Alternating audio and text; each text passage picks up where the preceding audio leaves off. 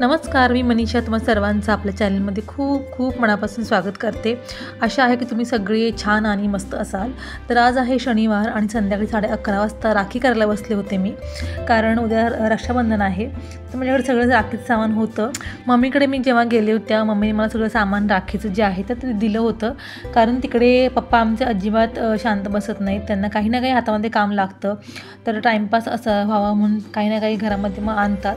अगदी आम्ही माझं लग्न व्हायच्या आधीपासून काही ना काही घरामध्ये आणायचे, बटणं वगैरे काही ना काही घरामध्ये घेऊन यायचे करायला। तर आत्ता सध्या राखीचं सामान आणतात करायला, घरामध्ये माल आणतात करायला। तर तेच उरलेलं जे असतं तर त्यातलंच थोडं मम्मीने मला दिलं होतं। मागे मी गेले होते तेव्हा त्यातलं तिने थोडं दिलं होतं मला सामान राखीचं। तर आदल्या दिवशी म्हटलं की उद्या रक्षाबंधन आहे, तर राखी घरीच बनवूया बाहेर आणण्यापेक्षा। तर रात्री सगळे आमचं जेवण वगैरे झालं आणि मग माझं सगळं आवरून 11:30 वाजता मी करायला बसले होते राखी। त्यातून 2 राख्या मी बनवल्या होत्या मण्यांच्या। दुसऱ्या दिवशी दारातलं सगळं झाडून वगैरे घेतलं, दारात फक्त झाडून घेतलं आणि मग म्हटलं की दारातलं सगळं धुवून वगैरे होईपर्यंत कुकर होईल थोड्या वेळामध्ये, म्हणून मग कुकर लावायला घेतला। रात्री छोले भिजत घातले होते, तर उद्याला काय मेनू करायचा हा विचार होता डोक्यामध्ये। तर म्हटलं की त्याला छोले करूयात, कारण बरेच झाले छोले केले नव्हते।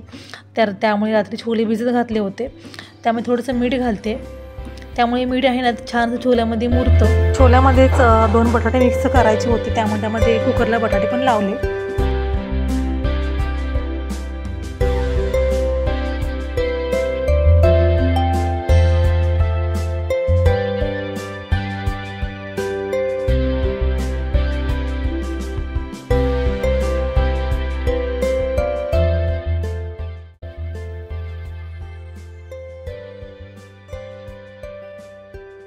दारातलं सगळं साफ वगैरे करून घेतलं, धुवून घेतलं आणि मग उंबरा पण धुवून घेतला।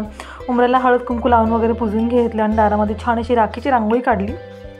त्यानंतर रात्रीचा भात शिल्लक होता, कारण आता मला जिरा राईस करायचा होता। तर जिरा राईस केला किंवा मसाले भात केला तर मग शिळा भात खायला कोण बघत नाही, तर म्हटलं की नाश्ता दुसरं काही करायला नको नाश्त्यासाठी। रात्रीचा भात आहे तोच फोडणी घालूया, म्हणजे ते भात पण संपला जाईल आणि नाश्ता पण होईल। मग तो भात फोडणी घातला नाश्त्यासाठी आणि मग कणिक मळून ठेवली। तोवर म्हटलं बाकीचं आवरेपर्यंत कणिक पण छान भिजून जाते। आणि मग त्यानंतर इथे छोले करायला घेतले, लसूण सोलले होते आणि 2-3 कांदे घेतले, त्यासोबत एक आल्याचा तुकडा पण घेतला आणि 2 टमॅटो घेतले। छान असे मोठे मोठे तुकडे करून घेतले टमॅटोचे। आणि मग त्यानंतर भांड्यामध्ये थोडंसं तेल घालायचं आणि कांदा, लसूण आणि आलं जे आहे ते छान असं परतून घ्यायचं, भाजून घ्यायचं लालसर होईपर्यंत। आणि मग त्यानंतर टमॅटो घालायचा, थोडंसं टमॅटो मऊ होईपर्यंत परतून घ्यायचं आणि मग भांड्यामध्ये काढून वाटून घ्यायचं। मसाला थंड झाल्यावरती बारीक करून घेतला आणि मग बटाटे जे आहेत छोलेमध्ये घालण्यासाठी मी उकडले होते, तर ते बटाटे सोलायला घेतले। त्यानंतर भाजी करायला घेतली। तेल गरम झाल्यानंतर त्यामध्ये खडे मसाले घातले, तेजपत्ता, लवंग, काळी मिरी, दालचिनी असं सगळं घातलं आणि त्यामध्ये थोडंसं तिखट घातलं। त्यानंतर मग मसाला जो होता वाटलेला तो घातला। त्यानंतर थोडंसं मॅगी मसाला पण घातला आणि सगळं हे छान परतून घेतलं। थोडंसं कसुरी मेथी घातली आणि मग छोले जे आहेत शिजवलेले ते पण त्यामध्ये घातले। त्यानंतर बटाटे पण त्यामध्ये कट करून घातले।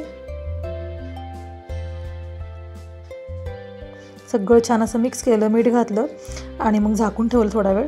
त्यानंतर मग जिरा राईस करायला घेतला। साधा असं मेनू करायचा होता, जिरा राईस, पुरी आणि छोले आणि गुलाबजामुन। जिरा राईस करत होते तोवर दारासमोर कुत्रं आलं होतं आणि हे कुत्रं जे आहे ना रोज येतं, हे एकच कुत्रं जे आहे ते नेहमी येतं, कारण त्याला मी काही ना काही खायला देते। त्यानंतर जिरा राईस केला आणि मग लगेच गुलाबजामुन करायला घेतले। गुलाबजामुन करताच पुऱ्या पण लाटून घेत होते, कारण मग गुलाबजामुन तळून झाले की लगेच मग तेल थंड व्हायला नको, त्यामध्येच लगेच तळून घेता येतं। म्हणजे मग पुन्हा मग ते थंड झालं की पुन्हा गॅसवर ठेवा आणि पुन्हा गॅस चालू करा, पण त्यामध्ये गॅस पण वाया जातो आपला, वेळ पण वाया जातो। त्यामुळे मग लगेच पुऱ्या तळून घेतल्या आणि मला स्वयंपाक लवकर आवरायचा होता, 12पर्यंत मला स्वयंपाक आवरायचा होता। आणि जेव्हा मला गडबड असते किंवा पटपट आवरायचं असतं त्यावेळेला मग मी असं एकावेळी 2-2 कामं वगैरे करत असते। आणि मग माझा चुलत भाऊ येणार होता 12-1पर्यंत येतो म्हटला होता, तर त्यामुळे 12पर्यंत मला आवरून बसायचं होतं, तरी त्याला यायला 2-2:30 वाजले।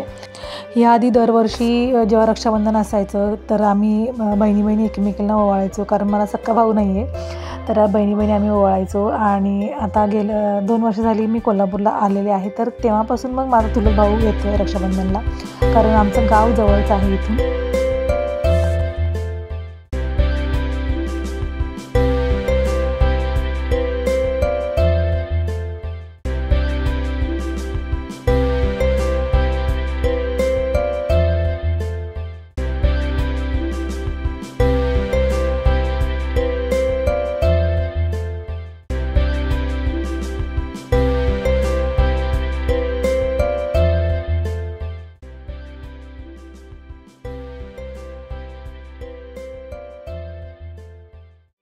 दुपारी छान ओवाळ्याचा कार्यक्रम वगैरे झाला आणि माझी वहिनीसुद्धा आली होती, तिला ओटी घातली आणि मग संध्याकाळी चहा वगैरे घेतला आणि मग ते दोघं पण गावी निघून गेले.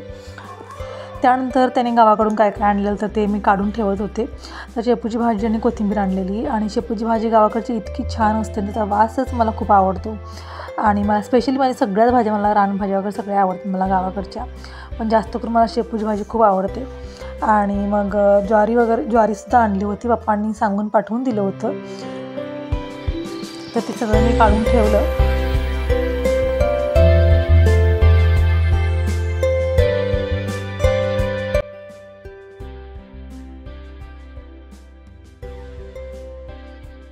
त्यानंतर भावाने मला ओवाळणीत ही साडी दिली होती, ती मी उघडून बघत होते. तर आजचा व्लॉग तुम्हाला कसा वाटला, आवडला असेल तर नक्की लाईक करा आणि चॅनल सबस्क्राईबसुद्धा करा. तर भेटूया पुढच्या व्लॉगमध्ये, तोपर्यंत बाय.